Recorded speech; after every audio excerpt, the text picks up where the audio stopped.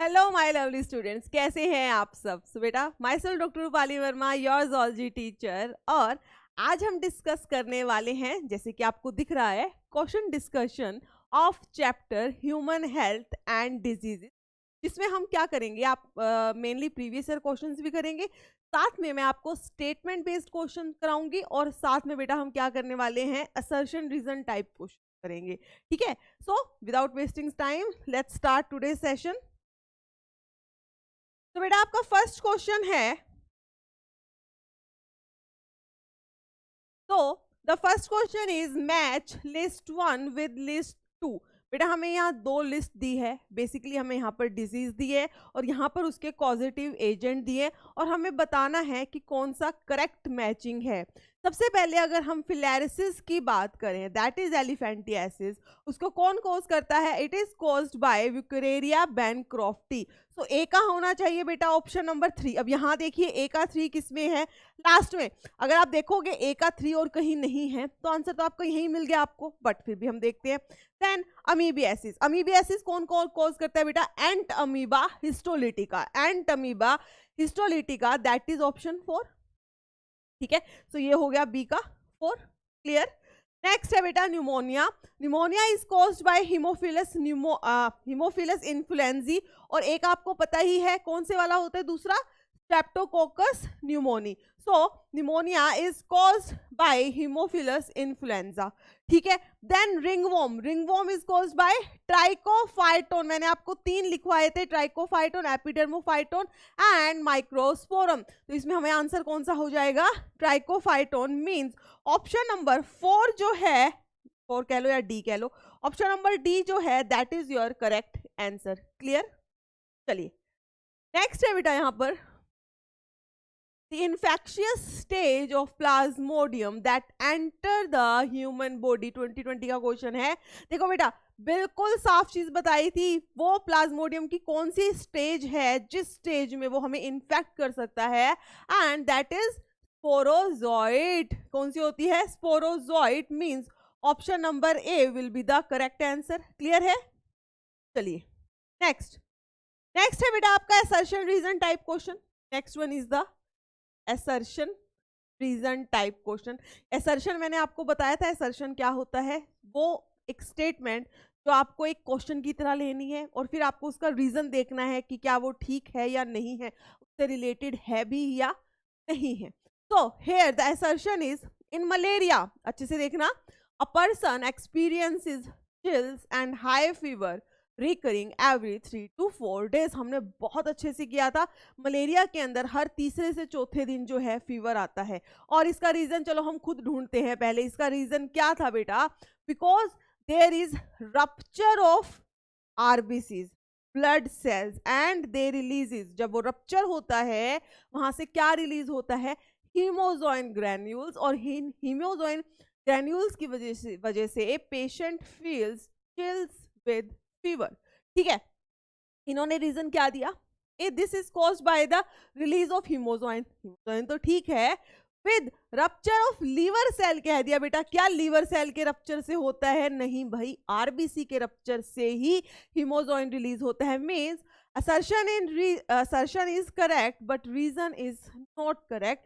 तो आपका आंसर क्या आ जाएगा बेटा? इफ assertion is true but reason is false, means option number C. Clear. चलिए next, identify the wrong statement with reference to immunity. Immunity से रिलेटेड हमें रॉन्ग स्टेटमेंट जो है वो देखनी है। चलो देखते हैं। When readymade antibodies are directly given, it is called passive immunity. बेटा ध्यान करो, जब हमारी बॉडी किसी पैथोजन के खिलाफ खुद से लड़ती है, तब जो इम्यूनिटी हमें मिलती है that is active immunity. But अगर आपको बाहर से ही कोई एंटीबॉडी दे दे कि लो एंटीबॉडी और लड़ लो, तो आपने तो कोई मेहनत नहीं करी है ना, आपकी बॉडी ने तो एंटीबॉडी बनाई नहीं, आपको तो बाहर से मिली। So that is the passive immunity. तो पहली स्टेटमेंट तो ठीक है, हमें रॉन्ग स्टेटमेंट देखनी है। Active immunity is quick and give full response, बिल्कुल ही गलत है बेटा। एक्टिव इम्यूनिटी क्विक नहीं होती है। आपकी बॉडी के पास पहले पैथोजन गया, फिर वो रिएक्ट करेगा, धीरे धीरे जो है एंटीबॉडीज बनाएगा। So active immunity is basically not quick, it is a slow response. fetus receives some antibodies from the mother, it is an example of passive immunity, बिल्कुल ठीक है। fetus को through placenta and even through the breast milk दोनों से ही उसको क्या मिलती है, एंटीबॉडीज मिलती हैं। तो इसको हम क्या बोलेंगे, fetus ने खुद नहीं बनाई है तो उसे हम क्या कहते हैं बेटा, पैसिव इम्यूनिटी। fetus का है तो अभी सिर्फ प्लेसेंटा की बात करेंगे यहाँ, ठीक है। When exposed to antigen living और dead, antibodies are produced in the host body is called active immunity, ठीक है जी। वैक्सीनेशन की बात हो गई ना, अगर आप किसी को डेड या एटेन्यूएटेड पैथोजन देते हो, वीकेंड पैथोजन देते हो, तो हमारी बॉडी उसके खिलाफ एंटीबॉडीज बनाती है और उसी को हम क्या कहते हैं, एक्टिव इम्यूनिटी। तो बेटा हमसे रॉन्ग स्टेटमेंट पूछी थी और यहाँ पर सिर्फ एक स्टेटमेंट रॉन्ग है and that is option number B. Clear. Next, the yellowish fluid colostrum. Colostrum क्या होता है, जो स्टार्टिंग के कुछ दिन के अंदर जो मिल्क सीक्रेट होता है by the mother's breast, that is colostrum, ठीक। By the mammary glands of the mother during the initial days of the lactation has abundant antibody, IgA बिल्कुल होता है, IgA is a secretory antibody होती है उसके अंदर, to protect the infant. This type of immunity, infant को direct mother से antibody ही मिल गई है तो उसको हम क्या कहते हैं बेटा, passive immunity, passive but natural, ठीक। So option is which of the following immune response is responsible for the rejection of the kidney graft। मैंने आपको बहुत बार बताया है जब भी आपकी ट्रांसप्लांटेशन होती है, organ transplantation, then which part of your immune system get activated, it is cell mediated immune system, that is CMI-T lymphocyte। Option number A, cell mediated immune response. Next है, identify the correct pair representing the causative agent of the typhoid fever in the confirmatory test for the typhoid. हमें confirmatory test और positive agent बताना है typhoid का, क्या होता है बेटा, Salmonella typhi, and the confirmatory test is Widal test. तो देख लो इसमें first option number A is the correct answer. Next one, drug called heroin is synthesized by, heroin जो है बेटा कैसे synthesized होती है, by the acetylation of the morphine। कैसे होती है, by acetylation of morphine, that is option number C। Next question है बेटा, humans have acquired immune system that produces antibodies to neutralize the pathogen। Humans जो हैं उनके पास एक्वायर्ड इम्यून सिस्टम है, मतलब पहले से अगर कोई हो जाता है, इन्फेक्शन होता है तो उसके खिलाफ हमारी बॉडी एंटीबॉडी बना लेती है, ठीक है। Still innate immunity is present at the time of birth. जब हम ये कह रहे हैं कि जब हम उसी टाइम पे एंटीबॉडी बना लेते हैं तो भाई फिर इनेट, हमने की थी ना इनेट इम्यूनिटी, क्यों प्रेजेंट है, क्योंकि अगर आप इन ऑप्शन के हिसाब से देखोगे तो इनेट के हिसाब से यहाँ पर क्या होते हैं, नेचुरल किलर सेल्स होते हैं, एनके सेल्स होते हैं, which have the ability to phagocytize the pathogen, ठीक है। So natural killer cells which can phagocytize and destroy the microbes, that is option number C is the correct answer, ठीक है। देखो अब फर्स्ट ऑप्शन देखेंगे, अगर इनेट इम्यूनिटी उन्होंने बोला स्पेसिफिक, बेटा इनेट तो क्या होती है, नॉन स्पेसिफिक होती है ना, रोंग कर दो। Produces memory cell, memory cell तो एक्वायर्ड इम्यूनिटी में होता है, रोंग करो। लास्ट, प्रोवाइड पैसिव, पैसिव थोड़ी है भाई, तो हम पैसिव थोड़ी कहेंगे, ठीक है। क्लियर है, चलो नेक्स्ट। फिर है बेटा मैच पॉजिटिव ऑर्गेनिजम्स के लिए मैच करना है। टाइफॉइड किससे कॉज होता है, बाय द सैल्मोनेला टाइफी। देख लो जरा, ये रहा, ए का हो जाएगा 3, देखो ए का 3 किस में है, ये रहा, आंसर तो आपका यही है। Pneumonia by the Haemophilus influenza, filariasis by the ब्यूकेरिया, मलेरिया बाय प्लाज्मोडियम। तो correct answer is your option number A. Clear बेटा। नेक्स्ट, यहाँ पे ये बेटा आपका है स्टेटमेंट बेस्ड क्वेश्चन, 2 स्टेटमेंट देनी आपको, बतानी है क्या दोनों स्टेटमेंट ठीक है, क्या दोनों गलत हैं, या एक ठीक है एक गलत है। चलो देखते हैं। First statement is active immunity is developed when a person's own cell produce antibody in response to the infection or the vaccine। Active immunity तब डेवलप होती है जब हमें कोई इन्फेक्शन हो, उसके खिलाफ हम एंटीबॉडी बनाएं, बिल्कुल ठीक है। Next, injection of snake antivenom against snake bite is an example of active immunity. देखो बेटा, मैंने आपको बताया था स्नेक एंटीवेनम का मतलब है आप जो पॉइजन आपकी बॉडी के अंदर है उसके खिलाफ डायरेक्ट आप एंटीबॉडी दे रहे हो। तो जब हमारी बॉडी को डायरेक्ट एंटीबॉडी मिले, हमारी बॉडी ने नहीं बनाई, हमें बाहर से मिल रही है, देन इट इज पैसिव। क्या होनी चाहिए थी ये? पैसिव। तो only one statement is correct. तो कौन सा होएगा बेटा आपका? Statement 1 is correct but 2 is incorrect. So option number B is the correct answer. Next, coca alkaloid और कोकेन इज ऑब्टेन फॉर, कौन से प्लांट से ऑब्टेन होता है? देखो इनमें से पेपावर, एट्रोपा, एरिथ्रोजाइलम, कोका या दुतूरा। बेटा कोका कोका याद कर लो, Erythroxylum coca, option C. Next, फिर से स्टेटमेंट बेस्ड क्वेश्चन है और ये आपका 2022 में इसी बार आया था। क्वेश्चन क्या है? First statement is autoimmune disorder is a condition where body defense mechanism recognized its own cell as foreign body। बिल्कुल ठीक है बेटा, ऑटोइम्यून डिसऑर्डर यही होता है जब हमारी बॉडी सेल्फ और नॉन सेल्फ के बीच में डिफ्रेंशिएट करना बंद कर देती। ठीक है। Second statement, rheumatoid arthritis is a condition where body does not attack the self cell। नहीं, rheumatoid arthritis is a autoimmune disorder और वहां पर साइनोवियल मेम्ब्रेन के खिलाफ जो है हमारी बॉडी काम करना शुरू कर देती है। तो स्टेटमेंट 1 तो करेक्ट है बट स्टेटमेंट 2 इज इनकरेक्ट। तो ऑप्शन लास्ट हो जाएगा बेटा D, that is statement 1 correct but statement 2 is incorrect. Next, select the incorrect statement with respect to the acquired immunity। 2022 का है ये भी आपका। acquired immunity के रिगार्डिंग हमें एक इनकरेक्ट स्टेटमेंट देखनी है।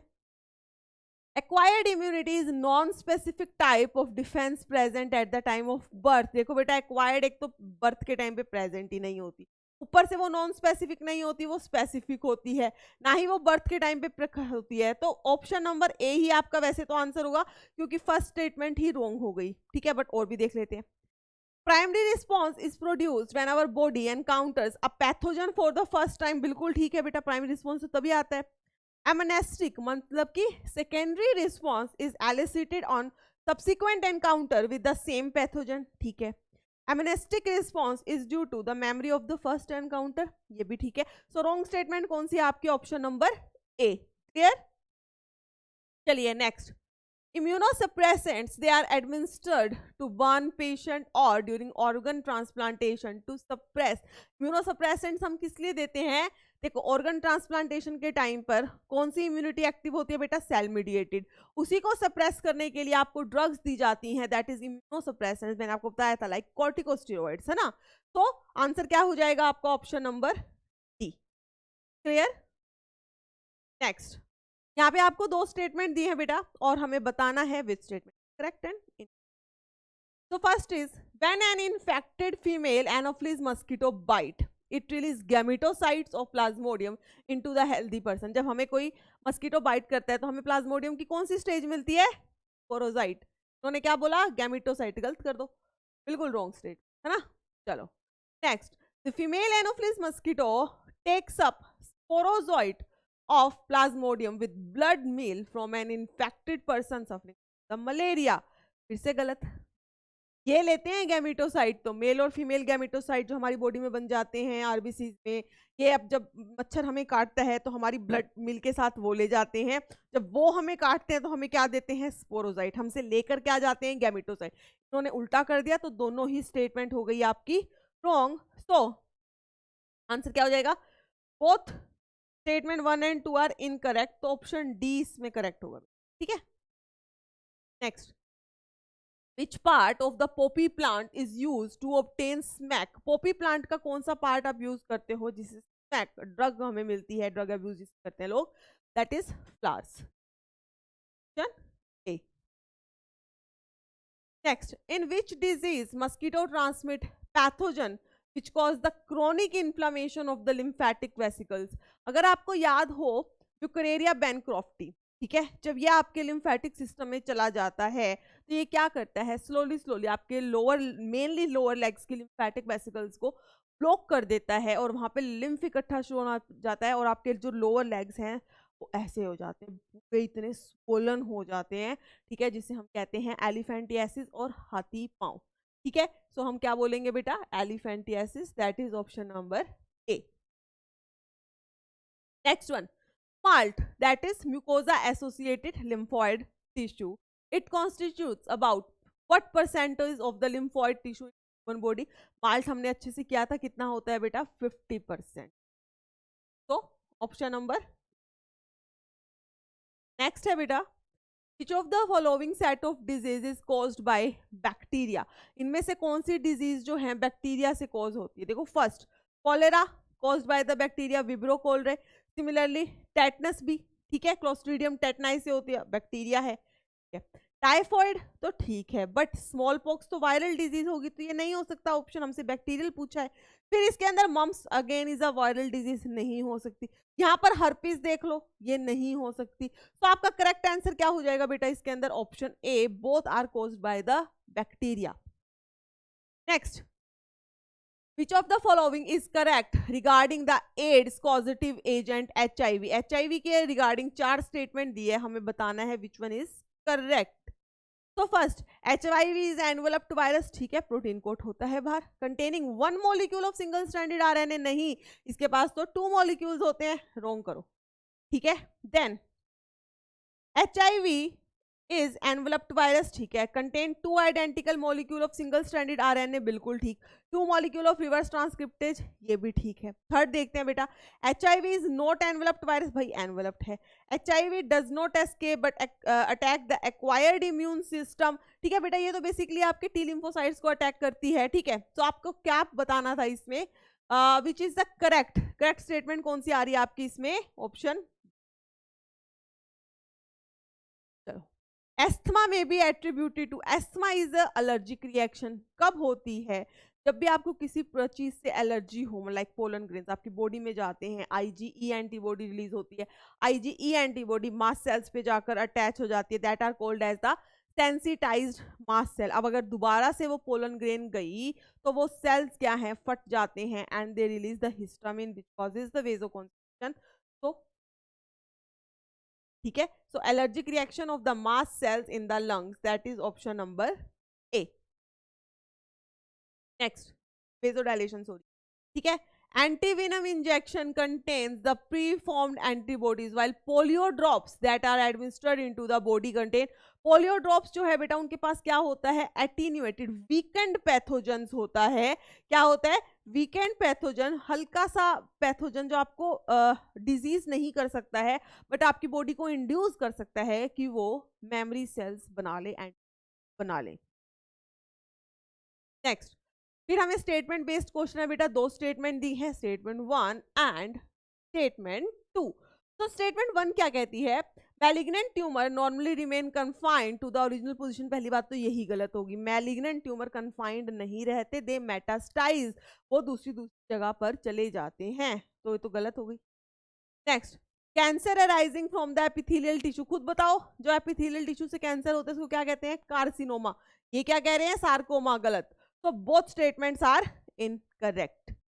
So statement 1 and 2 are incorrect. That is option number D is the correct answer. Next, again statement based question, statement 1 and statement 2. Statement 1 क्या है बेटा, the exaggerated response of the immune system to certain antigen present in the environment is called allergy, बिल्कुल ठीक है। अब हमारे immune system के exaggerated response को हम क्या कहते हैं, allergy कहते हैं। The allergic tendency is genetically passed from the parent to the offspring and is characterized by the presence of large quantity of IgE antibody. पहली बात तो IgE होता है, ठीक है, ऊपर से हेरिडिटी होएगा, तो आपका स्टेटमेंट 1 करेक्ट है, स्टेटमेंट 2 इनकरेक्ट है, तो option number B is the correct answer. Next, assertion reason question है बेटा, what is assertion, morphine is very effective and sedative pain killer, हमने आपको बताया था मॉर्फिन जो है वो सिडेटिव है, पेन किलर है, ठीक है। Next, it is very useful for the patient who have depression, नहीं, ये हम किसके लिए यूज करते हैं, कि पेन किलर है, so it is for the patient who have undergone surgery. तो हम क्या बोलेंगे, assertion is true but reason is false, तो option number C is the correct answer. Next, tobacco contain a large number of alkaloid including nicotine, बिल्कुल होता है, ठीक है। तो असर्शन तो ठीक है आपका। ये रीजन क्या कह रहे हैं, निकोटीन जो है it stimulate the adrenal gland, ठीक है जी, which decrease blood pressure and increase heart rate. देखो बेटा, ब्लड प्रेशर और ये दोनों ही वो क्या करती हैं, इंक्रीज करती है। हार्ट रेट इंक्रीज होगी तो ब्लड प्रेशर भी तो इंक्रीज ही होगा ना, तो ये गलत हो गया। तो इसमें आंसर कौन सा ठीक है, assertion is true but reason is false, so option number C is the correct answer। ठीक है, क्लियर है। नेक्स्ट assertion reason है फिर से बेटा, assertion is subsequent encounter with the same pathogen elicit a highly intensified amenistic response। ये आपका primary और सेकेंडरी रिस्पॉन्स की बात है। सेकेंडरी रिस्पॉन्स में ऑफ कोर्स आपकी बॉडी जो है बहुत बढ़िया सा रिस्पॉन्स देती है, ठीक है। रीजन क्या है, क्योंकि मेमोरी सेल बन जाते हैं पहले से। This is based on the fact that body appears to have memory for the first encounter, बिल्कुल ठीक है। तो यहाँ पे असर्शन भी ठीक है, रीजन भी ठीक है, and reason is the correct explanation of the assertion. तो both assertion reason are true and reason is the correct explanation of assertion. तो option number A is the correct answer. Next, virus infected cells जो हैं they secrete protein known as the interferons. आपको बताया था जो sales virus से infected हो जाते हैं दे सिक्रीट प्रोटीन जिसको कहते हैं इंटरफेरोन। और ये इंटरफेरोन्स क्या करते हैं, जो नॉन इन्फेक्टेड सेल्स हैं उनको कहते हैं भाई वायरस आ गया है, तुम कुछ करो और अपने आप को बचा लो, ठीक है। तो पहली स्टेटमेंट ठीक थी। सेकंड क्या है, interferons protect the non infected cells from the bacterial infection. क्या बैक्टीरियल इन्फेक्शन से बचाते हैं बेटा, नहीं, फ्रॉम द वायरल, तो गलत हो गया। So assertion is true but reason is false. Assertion true but reason है आपका false. Option number C is the correct answer, ठीक है। ऑप्शन नंबर सी जो है वो एक करेक्ट आंसर है बेटा, ठीक है। तो आई होप आपको समझ आ गए होंगे। असर्शन रीजन क्वेश्चंस जो हैं वो भी जहाँ तक मुझे लगता है कि आपको समझ आ गए होंगे कैसे करना है। बस आपको ये देखना है कि असर्शन जो है आपको एक क्वेश्चन की तरह लेना है और आपको जो रीजन है उस देखना है क्या क्वेश्चन का आंसर इस रीजन में आपको मिल रहा है। अगर मिल रहा है वेल एंड गुड, या कई बार क्या होता है असर्शन की स्टेटमेंट ठीक होती है, रीजन की स्टेटमेंट भी ठीक होती है, बट दोनों में आपस में कोई लिंक नहीं बन पाता है, तब आप क्या कहते हो, both the assertion and reason are true but reason is not the correct explanation, ठीक है बेटा। तो आई थिंक ये कर लोगे, स्टेटमेंट बेस्ड क्वेश्चन भी बहुत ईजी होते हैं। असर्शन रीजन भी ना आपको लगता है कि अरे असर्शन रीजन है, क्योंकि आप क्वेश्चन करने से पहले ही हार मान लेते हो, पहले ही डर जाते हो पता नहीं क्या होगा। ऐसा नहीं करना बेटा, चीज आपकी वही आएगी जो आपने पढ़ी है, ठीक है, जो आपकी बुक में है, जो हमने आपको पढ़ाया, बस उसको इंटर रिलेट करके आपको आंसर कर, ठीक है। तो आई होप सबको बहुत अच्छा लगा होगा क्वेश्चन सेशन, ठीक है। तो इन क्वेश्चंस को अच्छे से कर लेना और तब तक के लिए और अच्छे से पढ़ते रहो, ठीक है, दिल लगाकर मन लगाकर सब कुछ बिल्कुल अच्छे से पढ़ते रहो। तो आज के लिए बस इतना ही, थैंक यू, गुड बाय।